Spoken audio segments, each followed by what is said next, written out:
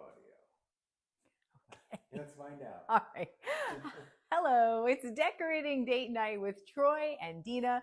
We're on to another project that you get to have a little sneak peek in to see what's going on. Now, originally when this house was purchased, there were some things done to the kitchen, you might recall. Some walls were moved, the actual cabinets were repositioned, and that all kind of stuff happened. So this countertop, this was actually blocking the walkway.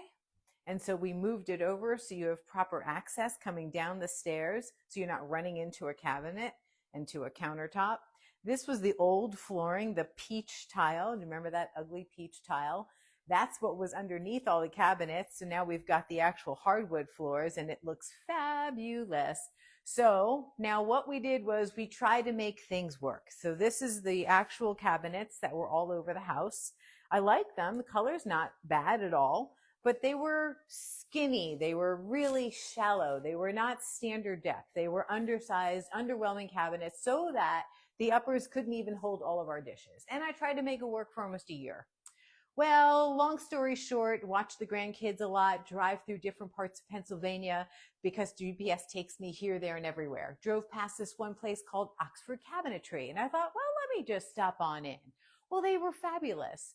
A little Amish-owned company, and they build all their own stuff. They do semi-custom, custom, and have been truly an answer to prayer because they have been able to design cabinets exactly what I need, and it doesn't break the bank. As a matter of fact, we had pricing for just a pantry that exceeded the price that we got quoted to do the entire kitchen. Minus the center island, because I'm going to see if we can make that work because the center island, I like it. I like the color. So we're doing a dark stain. So it's cherry. These are cherry cabinets. So we're doing the same species of wood. That's important when you're mixing and matching different tones just to have some sort of similarity. Plus, the stain will take the same if it's on the same species of wood. So long story short, we're getting all new cabinets throughout on a cherry stained Java, which is kind of like actually the colors of our chairs. Now the colors of our chairs doesn't matter, but we are going to be getting different counter stools just because I don't want it to be so monochromatic. I do like that.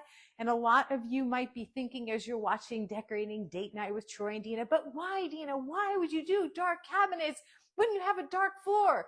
You've always said you want contrast. Yes and no. So here's what we like to have contrast with. We like to have things that pop to show them off. What we'll be doing is replacing, obviously, the current countertops, because they've been ripped out, with a granite, because you know I'm a granite girl. Yes, there are the man-made materials. Yes, there's all these different wonderful things they can do with quartzite and quartz and this. I'm a granite girl. That's just me. I love natural material. I love stone. To me, what we have, so this is the quartz. And again, everybody loves quartz. This looks fake. For me, it looks fake. And so I need to get away from that. I tried to make it work, but it's just not working. So I am doing something called, actually it's in the same tone. It's a brighter, lighter cabinet, but it's called Mona Lisa, and it's spectacular. I can't wait till it goes in. It's kind of a creamy white with hints of black and hints of copper, which will go really great with the new farmhouse copper sink, which has peacocks kind of carved out on the front. Wait till you see that. It's going to go right here. We talked about the old tile already. Yeah. But anyway. I'm zooming in for a half a second just to see the color. If you look at an old Decorating Date Night episode where you can see the old tile, it was not that color. So apparently it faded or got dirty. Yeah. It like totally changed. It's still peach, honey. I mean, come on. Well, it wasn't. It was way more pink and peachy than what that looks like. In any event, that's all getting ripped out. I'll give you a peach. Okay, so let's... Am I a peach? Pardon the mess here. Pardon the mess. All right, so we'll go around. So let me just explain real quick, and we'll do another update tomorrow when the new cabinets go in. This is double oven. That's going here. This is going to be on now a wall pantry. We're keeping the outlets because sometimes you want to have an outlet inside your pantry. Maybe you want to put a charger for your wine opener, or something little. Your phone can be charged in there and kind of hidden away. So we're keeping the outlets because they were here, because this was actually a coffee bar station, but we wanted the storage, so we're doing a wall-to-wall pantry, furniture style, and we're having these beautiful antique mirrored as kind of the backdrop of the doors with this beautiful inlay, the wood inlay. It's going to be spectacular. In any event, that's what's going on here. So let's go out to the kitchen, because Garage. Sorry, we're in the kitchen. We don't like to waste anything, especially the one holding the camera. He is a stickler for recycle, reuse. It must happen. Waste not, want not. Okay, so in any event, to honor that, because I think it's important that we honor our spouses, we're going to take what was and refurbish it and repurpose it and put it in the garage. So hopefully the signal stays. What's that? It's a nod to my childhood. So Handy Andy's out here on the scene. We've given him nickname with his permission. He's our contractor extraordinaire. And right now it looks like a mess, but it's going to be spectacular. The idea is that this whole first bay becomes a working station. This will be Troy's kind of working station. So we're repurposing a lot of the old cabinet bases and the uppers. Andy, what can you tell us has been the most challenging thing of the project, and what's been the most rewarding thing of the project so far? Other than working with me, that's most rewarding. Well, the most challenging part has been, one, the electrical. Obviously, encountering what other people have done over the years, we find some different varieties. So tracing that down was a little bit of a fun job. No offense to Bob the Builder, who's also been on our decorating date nights. No, it's all good. Just took a little bit of figuring out. Yeah. And then, no, everything else went pretty smooth altogether. I mean, we don't see that too often. But the biggest challenge now is our plumbing that we have to fit out here into the garage. That's going to take a little bit of finagling around. We have about 2 feet of space that one of us have to crawl into to make it happen. So, Right. yeah. You literally have to crawl back in We're going there? to have to crawl back in there a little bit and make it happen. So, Wow.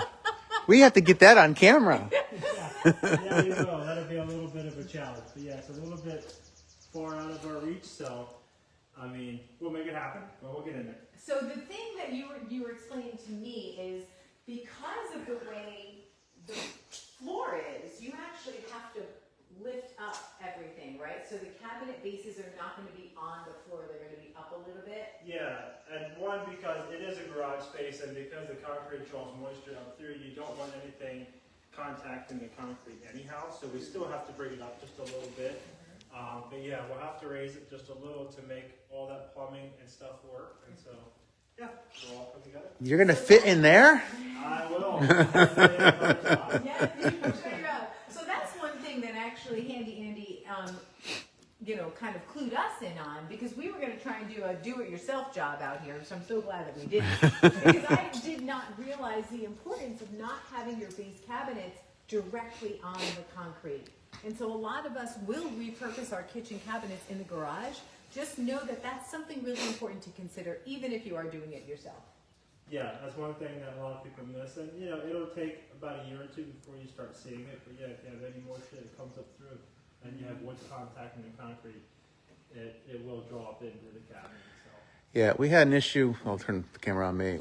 We had an issue in a previous property that we had where we had some the garage floor was dry, but we had for a while a second refrigerator for like freezing things out there, and it leaked. And I didn't take any note of it at the time, but years later I noticed that all that moisture from the leak got sucked up like a sponge by the wooden cabinet that was right next to it. Yep.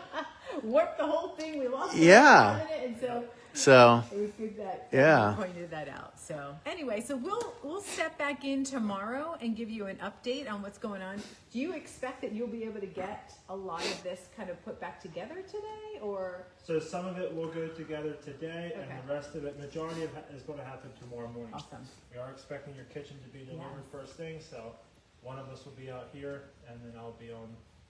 All right, so we're going to have to do our comfy couch Who made this big mess? Yeah. We all did, didn't we? Yeah. Well, we have to clean it up. It's only fair. Okay, he's so silly sometimes. All right, so we're going to say goodbye for now. Thank you so much for tuning in to Decorating Date Night with Troy and Dina.